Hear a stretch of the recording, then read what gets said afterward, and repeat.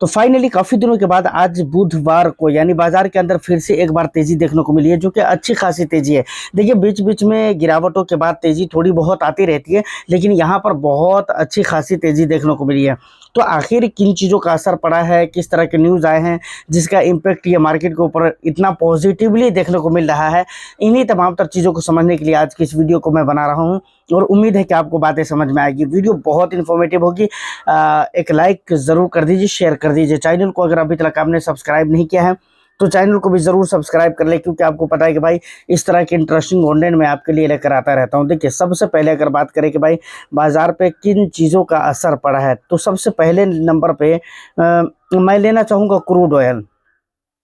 Crude oil का price जो है वो 105 रुपये से प्रति बैरल ऊपर था, लेकिन अब 105 से नीचे वो फिसलता हुआ दिख रहा है, जो कि बाजार के लिए एक अच्छा संकेत है। अच्छा, वो क्रूड ऑयल के अंदर जो दबाव था उसके प्राइस के अंदर, वो चीज़ें ख़त्म कैसे हो रही हैं और उसके अंदर नरमी कैसे आ रही हैं, तो इसके सबसे बड़े रीज़न ये है कि भाई यूएस, ईरान और क्या कहते हैं इसराइल के बीच में जो वॉर हो रहे हैं, तो बातें ये की जा रही है कि भाई अब बहुत जल्द उम्मीद है कि भाई यूएस और ईरान का जो वॉर है वो रुक जाएगा। और आपको पता है कि भाई यूएस और ईरान का जो वॉर है, इसी वजह से दुनिया भर में जो है क्रूड ऑयल की जो महंगाई है वो बढ़ती हुई जा रही है, क्योंकि आपको पता है कि स्ट्रेट ऑफ हॉर्मुज़ पे ईरान का कब्जा है और ईरान पूरी तरह से ये कह रहा है कि भाई हम यहाँ से वही जहाज़ गुजरने देंगे जो हमारे फेवर का होगा, यानी जो यूएस के साथ होगा, इसराइल के साथ दोस्ती होगी, ऐसे जहाज़ को हम बिल्कुल गुजरने नहीं देंगे। और जिसकी वजह से पेट्रोल, डीजल, गैस, एलपीजी वगैरह वगैरह चीज़ों की बहुत ज़्यादा प्रॉब्लम हो रही है। तो दुनिया के अंदर ये जो खबर है कि भाई बहुत जल्द पॉसिबिलिटी है कि भाई वो युद्ध रुक जाएगा, इसका पॉजिटिव असर आपको देखने को मिल रहा है क्रूड ऑयल के प्राइस के ऊपर, और जिसकी वजह से वहां पर नरमी देखने को मिल रही है। और इसी वजह से यह अनुमान लगाया जा रहा है कि भाई यहाँ पर बाजार के अंदर एक अच्छी खासी तेजी देखने को मिल रही है। तो ये दूसरा सबसे बड़ा रीजन है। तीसरे रीजन की अगर मैं बात करूँ तो देखिए डॉलर इंडेक्स के अंदर आप देखेंगे तो बुधवार को बहुत ज़्यादा अस्थिरता यहाँ पर देखी जा रही है, मतलब बहुत ज़्यादा वोलेटाइल रहता था, लेकिन आज अगर देखें तो बहुत ज़्यादा अस्थिरता यहाँ पर नज़र आ रही है। तो डॉलर इंडेक्स को भी एक अच्छा सपोर्ट के तौर पे आप ये चीज़ कह लीजिए कि भाई इस तरह की जो खबरें हैं, चाहे वो युद्ध को लेकर हो या कोई और भी रीज़न हो, कि डॉलर के अंदर भी एक अच्छा सपोर्ट बनता हुआ दिख रहा है और डॉलर के अंदर भी स्टेबिलिटी दिख रही है। तो ये भी एक रीज़न है जिसकी वजह से भाई शेयर बाजार के अंदर एक अच्छी पॉजिटिविटी देखने को मिलेगी। अच्छा, सबसे बड़ा जो रीज़न है और सबसे बड़ा जो कारण है वो ये है कि भाई ग्लोबल मार्केट और एशियाई जो मार्केट है वहां पर भी अच्छी खासी तेजी देखने को मिलेगी। निक्केई को अगर आप देखेंगे, कोस्पी को देखेंगे तो भाई डे वन के अंदर 8% से ज़्यादा का उछाल वहां पर है कोस्पी के अंदर। और उसके बाद निक्केई की अगर बात करें तो डे वन के अंदर ये पहले एक ट्रेडिंग सेशन के अंदर 4% से ज़्यादा का उछाल वहां पर जंप देखने को मिल रहा है। जबकि यूएस की मार्केट को अगर आप देखेंगे तो बहुत अच्छा नहीं है, पॉजिटिव जरूर है लेकिन बहुत परसेंटेज वाइज बहुत अच्छा रिटर्न्स नहीं है। लेकिन यहाँ पर कोस्पी में देखेंगे, निक्केई में देखेंगे, इसके अलावा और भी कुछ इंडाइसेस ऐसे हैं एशियाई इंडाइसेस जहाँ पर आप देखोगे तो वहाँ पर एक अच्छा खासा पॉजिटिविटी आपको रिटर्न्स वाइज देखने को मिल रहा है।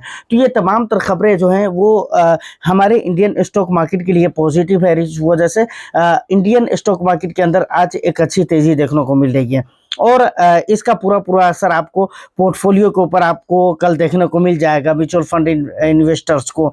और स्टॉक है, स्टॉक वाले हैं तो उनको तो आज ही देखने को मिल जाएगा, ट्रेडिंग सेशन खत्म होने के साथ साथ ही।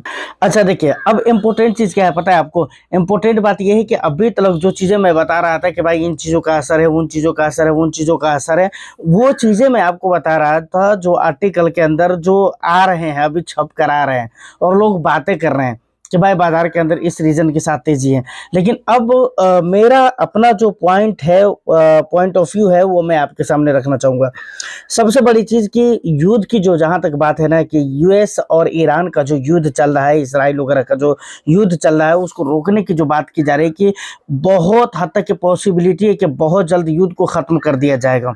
ये बात आज से नहीं, आज कई दिन से, पिछले कई दिन से ये इस तरह की बातें हो रही हैं, लेकिन हकीकत मानों में ज़मीनी स्तर पे इसकी कोई भी रियलिटी नज़र नहीं आ रही है। हकीकत यह है कि इसकी कोई भी हकीकत नहीं नज़र आ रही है, समझ रहे हैं ना? बातें की जा रही है, ट्रम्प खुद से जो है ना चापलूसी कर रहा है, युद्ध रुकवाने की कोशिश कर रहा है, दर बदर भटक रहा है, लोगों तक जा रहा है कि भाई युद्ध रुकवाना चाहिए और रुकवाना चाहिए, हम भी चाहते हैं। लेकिन भाई ट्रंप ने जो किया है ना, उसको सजा तो मिलनी चाहिए, उसको तो उसका उबाल पड़ेगा ना। भाई दुनिया को बहुत इस बंदे ने सताया है और दुनिया भर को बहुत परेशान किया है और बहुत ज्यादा परेशान करता रहता है। अभी देखिए ना, इंडिया के ऊपर कितनी टैरिफ, जबकि इंडिया के साथ कही जा रही थी कि दोस्ती है, लेकिन उसके बावजूद भी इंडिया के साथ इसका रवैया पिछले कुछ दिनों में क्या रहा है, मुझे लगता है कि थोड़ी सी भी अगर आपको इन चीज़ों से दिलचस्पी अगर है और इन चीज़ों के बारे में जानना आपको अच्छा लगता है, तो आपको अच्छे लेवल पर पता होगा कि भाई इंडिया के साथ इसने पिछले कुछ महीनों में क्या रवैया इख्तियार किया था। सैंक्शन बोल रहा था हम लगाएंगे तो टैरिफ लगाएंगे, तो 500 की टैरिफ लगाएंगे, ऐसा करेंगे वैसा करेंगे, दोगले हरामी सुअर, तो ये सब करेगा ये, समझ रहे हैं ना, इसकी औकात है इंडिया के साथ, समझ रहे हैं। तो हम ये चाहते हैं कि युद्ध खत्म होना चाहिए, अच्छी बात है, क्योंकि युद्ध होना ऐसा नहीं कि युद्ध जो हो रहा है वो से सिर्फ यूएस, इसराइल और ईरान को नुकसान है, नहीं, पूरी दुनिया को नुकसान है भाई।